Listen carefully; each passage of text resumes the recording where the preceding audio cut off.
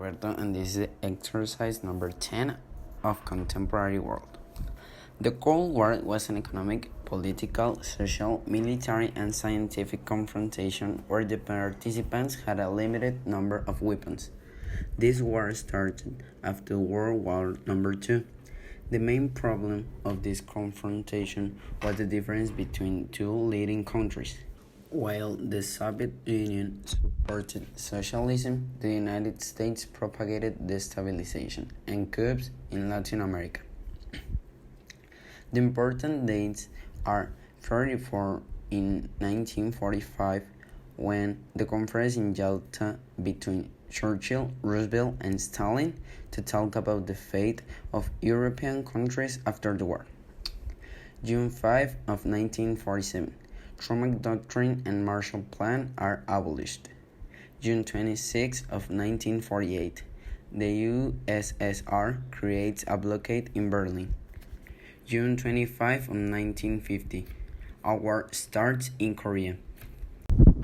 October 31 of 1953.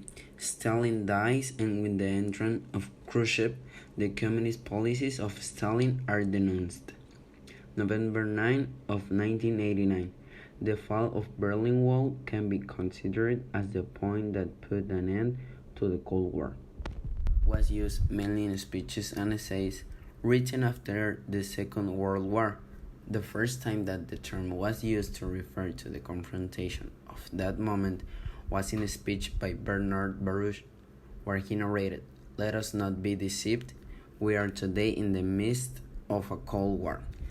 To continue with the economic systems, which are capitalism and socialism, I am going to briefly explain both and name some of the people who began or proposed each one. Let's start with socialism. Socialism is an economic system based in the equality between the factor of production of society. This ownership is obtained through a democratic government. The four mainly factors of productions are labor, entrepreneurship, capital goods, and natural resources. The beginning of socialist thought carried the banner of utopian socialism.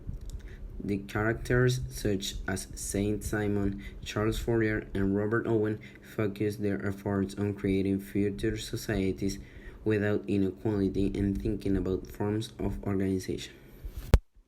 And now, moving on to capitalism, this is the economic system which is always in constant change, based on the sector or private property of the means of production, the importance of capital as a generator of wealth, and obtaining resources through the market mechanism.